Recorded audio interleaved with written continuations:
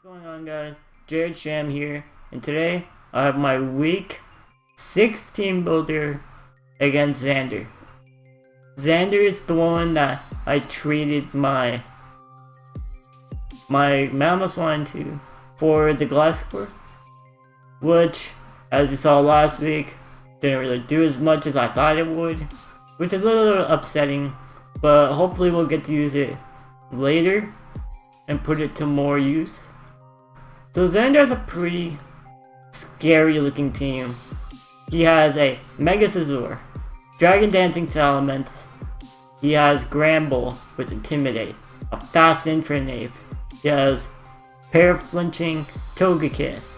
He has Mismagius, which he traded for. He traded his Manectric for, I believe, Magneton, and he traded his Sneasel for Mismagius. He also has Aerodactyl, which can set up rocks, which is really fast.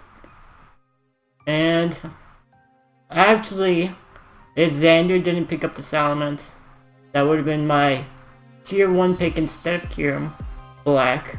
And I was gonna draft Mega Scizor until he drafted it. So we'll see who the better battler is.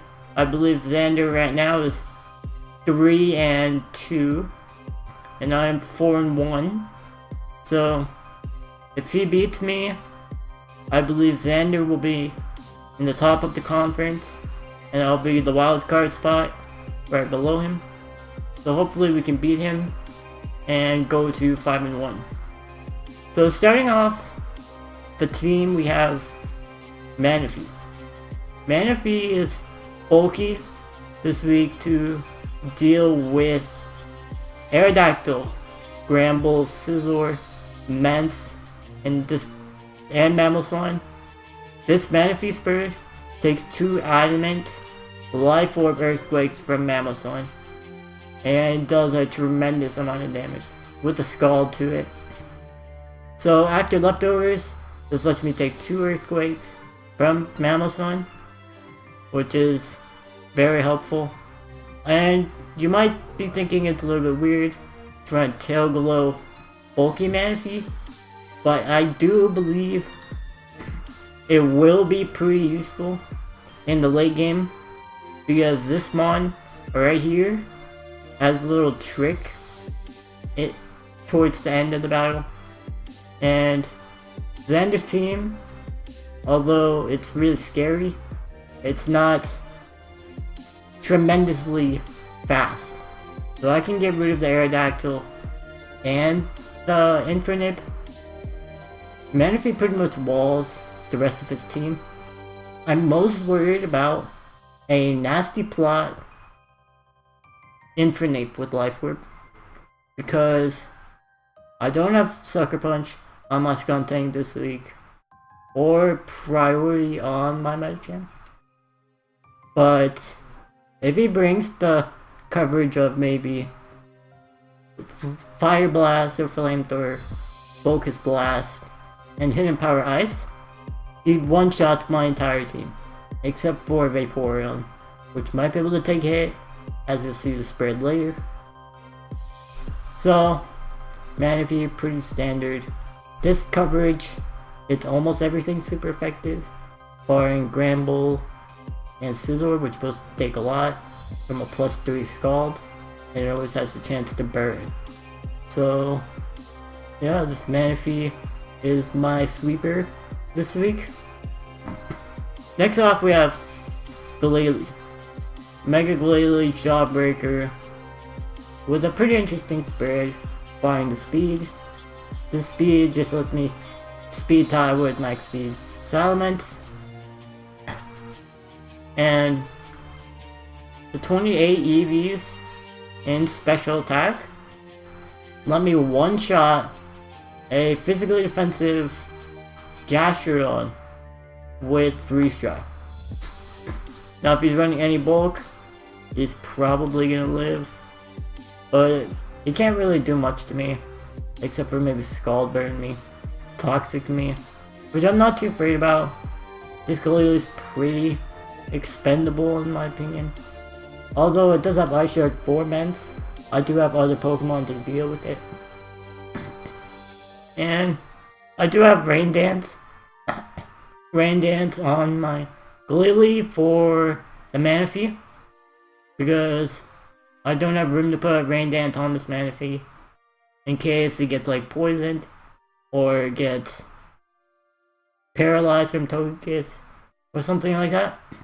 I can Rain Dance, switch in my Manaphy, get the hydration, get the status off, and be pretty much good as new.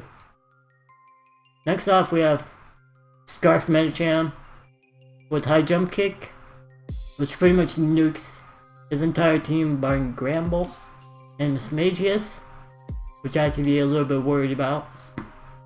Ice Punch for Ments, Fire Punch for Scizor, Trick just to get rid of the Scarf on my Medicham, in case maybe I predict a Gramble switch in and don't want to take Rocky Helmet from the Gramble because that might put me in range of Bullet Punch from my offensive Scizor. And what's a Choice Scarf Gramble a threat to? Really nothing in my opinion on my team. So next up, this is where the heat comes in. We have Memento Defog, Poison Jab, Crunch, Skuntank. Pretty standard EV Spirit, just max attack, max def. Do possibly take 2 Thunderbolts for Magneton. Even though we can't do much to it back, I just need Skuntank to get in range of Custard Berry so I can Memento, hopefully something that's not Magneton, and go into my Manaphy, which will let me set up a Tail Glow and sweep his team. I do have Defog here to get rid of rocks, because I do have Galvantula and Glalie, which are both weak to rocks, and I didn't feel like Gliscor was appropriate in this match.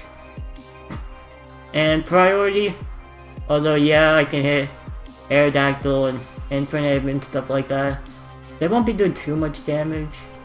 Skuntank doesn't have the best attack, and Crunch is better to hit the Slowking with. Poison Jab is there for Togekiss and Gramble. And Skuntank, the second most important Pokemon on this team. I cannot let Scizor come in on me and set up Sword Stance. If Scizor gets too many Sword Stances, it's gonna sweep my team. Especially if we don't have Manaphy. Because Manaphy pretty much hard walls Scizor. Especially because I believe he'll bring U-Turn instead of Bug Bite.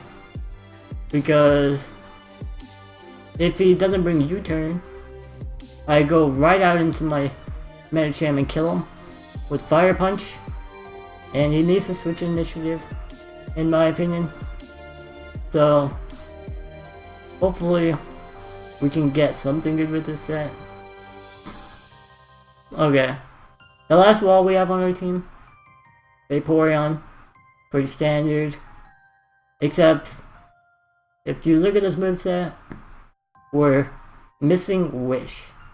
The reason we don't have Wish is because we have Ice Beam, and my building partner, Aether, we decided that Wish wouldn't be as helpful this week, because if it's Vaporeon versus Salamence, and with Protect, he predicts us to Protect after getting a Wish, it wouldn't be worth it to let him get +1 to let us get 50% health back, or something else on the team. So we decided to run Toxic Protect because it lets us wear down some Pokemons like Gramble, Togekiss, maybe defensive Ments, whatever may it be. We can protect Skull burn it if we want, if we could get lucky. And Ice Beam is just solely here for Mence. It really doesn't hit anything else. Bar Togekiss and Mence. And if we didn't run Ice Beam, we'd get walled by Gastrodon, because it has Storm Drain and we can't hit it. That's also why we have Toxic, so we can wear bulk stuff like that down. Okay. Now Garantula has been making a pretty good show lately in my latest battles. And we were looking at his team, and Garantula seemed to be the only thing that fit, because I didn't want to bring Pyro, even though yes, it does hit the Scizor with fire type moves. It wasn't worth it. I'm kinda disappointed because I played it bad last week. The showdown lag screwed me up a little bit.